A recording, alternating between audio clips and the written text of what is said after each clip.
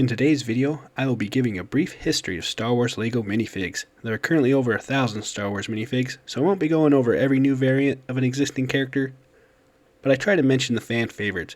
So if you think I missed a significant event, let me know in the comments below. And also, these first few years are pretty chunky because there's a lot of firsts for LEGO.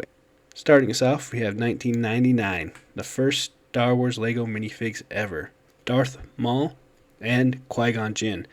While Qui-Gon Jinn is not only one of the first Star Wars LEGO minifigures, he's also the first new male hairpiece that LEGO has had in over 20 years. Following this, we have Luke Skywalker, Obi-Wan Kenobi, the first battle droid, and the first Gungan, Jar Jar Binks, which is our first species in the Star Wars LEGO universe, and additionally, Jar Jar Binks' head is the first molded head for any LEGO minifigure.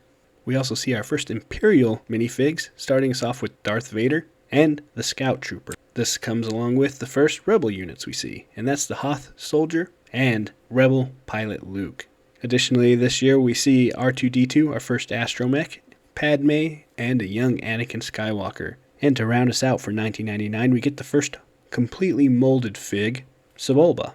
Jumping into the 2000s, we see our first Han Solo, Emperor Palpatine, and Boba Fett. We also see Chewbacca for the first time, and he has another first for LEGO, and that was the first headpiece that covers a minifigure's torso.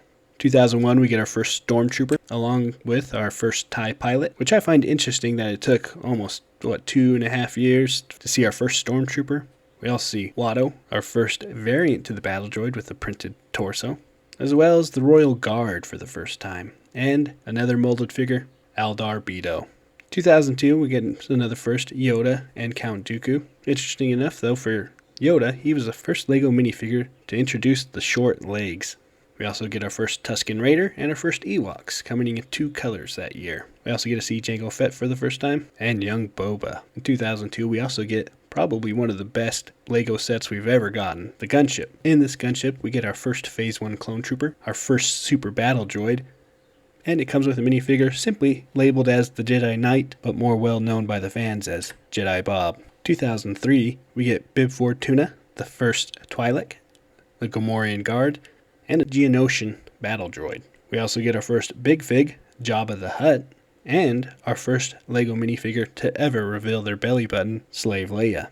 2003 also ends pretty strong with the release of the Cloud City set and Cloud City Boba. He's one of the most expensive Star Wars LEGO minifigs, and he is exclusive to this set, and he was the first LEGO minifigure to have arm printing. Also in the Cloud City set, we get our first LEGO minifigure with a natural flesh tone color, Lando. 2004, with the thanks of Lando leading the way, we get more minifigures with natural flesh tone colors, and we start moving away from the yellow head, but you'll still see it throughout this year. Jumping to 2005, we get our first General Grievous, as well as what I think was a pretty cool play feature, Obi-Wan Kenobi and Anakin Skywalker with their light-up lightsabers. This also came with a couple new firsts, Mace Windu, Luminara, with light-up lightsabers. Also in 2005, LEGO changes the Phase 1 Clone Trooper helmets to this thing you see here. To me, this thing is way weird. It looks like a combination of Phase 1, Phase 2, and the Stormtrooper helmet.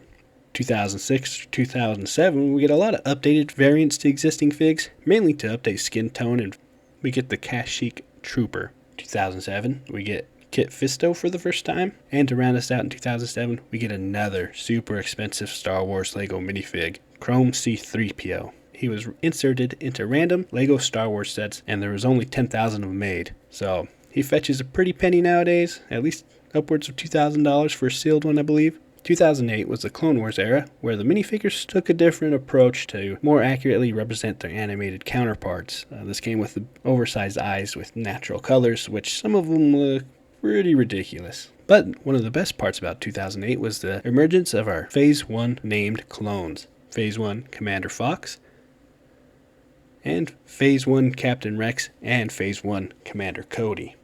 And another first for Star Wars LEGO minifigures, we get our first baby fig, Rhoda the Huttlet.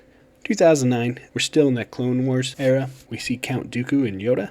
And one of my personal favorite characters, we get our first Mon Calamari, Admiral Akbar. 2009 also brought with it a couple new Chrome figures, the Chrome Stormtrooper and the Chrome Darth Vader. 2010, we get some cool figs, but I'd say the most noticeable event is that we get another cool poly bag with the white Boba Fett. 2011, we get our first tactical droid, and an updated version of the Mandalorian helmet with the Death Watch. We also get our one and only Savage Opress, an updated version of Watto, and Sebulba. Additionally, we get our first holiday Star Wars minifig, and that's Santa Yoda. These years, LEGO is really hitting hard with those polybags, and we got another cool one, the Shadow ARF Trooper. And we can't end 2011 without mentioning another fan favorite, the Phase 1 Commander Wolf. 2012, we get our one and only Pre Vizsla, and an updated version of Jabba the Hutt.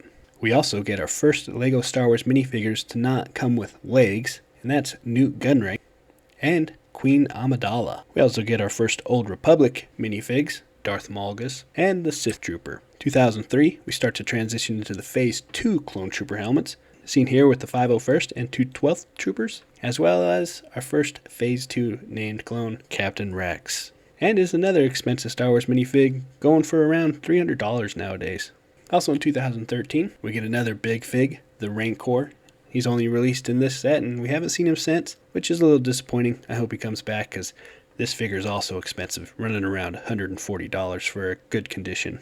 2014, we continue with more Phase 2 named clones. We get Phase 2 Commander Gree and a Phase 2 Wolf Pack. We also get our first minifigs from the Rebels animated show, as seen here with Ezra, Zeb, and Hera. Once again, we're blessed with another cool polybag, Darth Revan.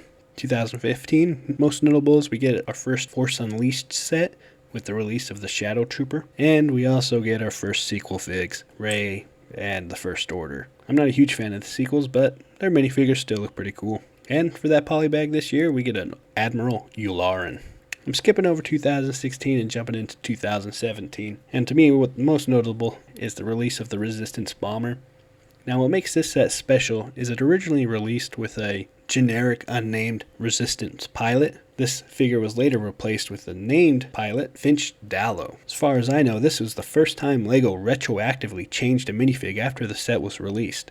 With the limited release of this fig, his value is upwards of $700 nowadays. 2018, most notable is our first Star Wars minifig with dual molded legs, coming in another Cloud City set, Han Solo. Now, dual molded legs is probably the premier, top-of-the-line addition to the minifigures that I like to see, so it's good that we're starting to see it in more figs, but Han Solo was our first. 2018 to present day, I'm just going to summarize up because there's so many new minifigures coming out and new variations that it's hard to decide which ones to include, and there's not that many new features like dual molded legs, but I'd just like to say that LEGO has really stepped up their quality of printing minifigures. And because we have a lot of new Star Wars shows coming out, we're also getting a lot of brand new characters. LEGO's coming out with a new mech series, which is including a highly detailed Boba Fett that rivals the UCS Boba Fett. Now, this is just a testimony to what I mean by LEGO is really stepping up the quality of LEGO minifigures. Thanks for watching. Like I said, I probably missed something, so leave it in the comments below. And if you like this video, like and subscribe. Thank you.